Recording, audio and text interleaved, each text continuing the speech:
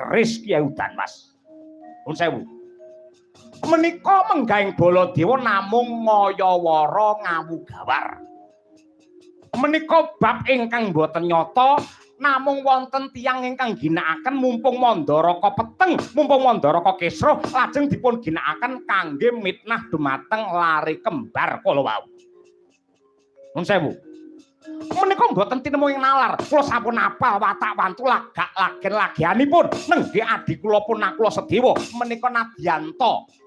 Bayi wingi sore nanging menika jujur gesangipun menika prasaja mboten nate neka-neka napa malih kok nyolong gaman tur gamane leluhure menika mboten pinanggih ngakal Bawadara.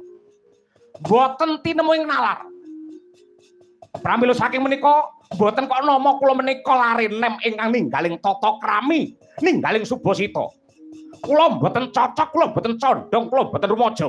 Menawi wonten ingkang murang tata kalian kembar kemanikan mangke musuhe Ratu Mandura lan dasar jenengan napa kok ndak padha dumateng lare kembar kala wau.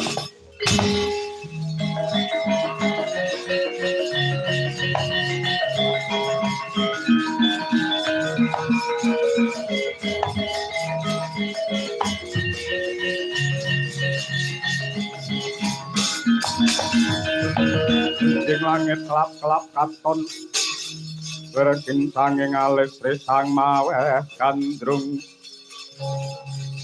aparang kadul wukir moyak maaye Nun sewu penemban Bisma kepeksa kula nilaring tata krami majeng anggen kula lenggah. Iya Durna ora dadi apa ning kudu nganggo kawicaksanan. Nggih ngestaken dawuh. Anak Prabu Mandura paring dawuh kados pundi? Dasaripun menapa kok Bapak Durna paring dawuh bilih ingkang nyolong keris Udan Mas menika pun nakula lan Sadewa. Dasar kula kiyat, wewaton kula menika nggih kandel. Dasaripun menapa? Wangsiting dewa. Dewa sinten? Dewa Kayangan. Kabeh dewa teng Kayangan, mboten enten dewa teng pasar. Dewa sinten? Sang Hyang Pukulun Bathara Guru ing Suralaya. Paring dawuh pripun dumateng jengandika? Kula Bagus Durna, ngoten niku. Yen pengen ngerti lamun to sapa sing nyidra wujude Kyai Udan Mas, yektine ora ana liya kejaba mung satria kembar kemanikan ya kuwi nakula lan Sadewa. Ngoten niku le paring dawuh kalian kula. Menika saestu, saestu nggih sanget. Yen pancen saestu kula suwun disamangke sedaya sampun ngantos bubar lan jengkar saking papan mriki. Lho, ndika badhe tindak pundi? Nuwun perlunipun sowan wonten ngarsanipun Pukulun Bathara Guru. Menawi sampun ketemu, kula badhe nyuwun katerangan. Menapa leres bilih Bathara Guru paring dawuh dumateng Bapak Durna lamun to ingkang nyolong Udan Mas menika nakula lan Sadewa. Benjang menapa anggen paduka tindak dhateng Kayangan. Dinten menika uga kula teko ning Kayangan, kula teko ning Suralaya ora bakal ketemu karo Bathara Guru. Lho, sebabe menapa? Sebabe dinten menika Bathara Guru nginep ning Gunung Botak. Ngoten ora. Buatan badhe pinanggih Durna.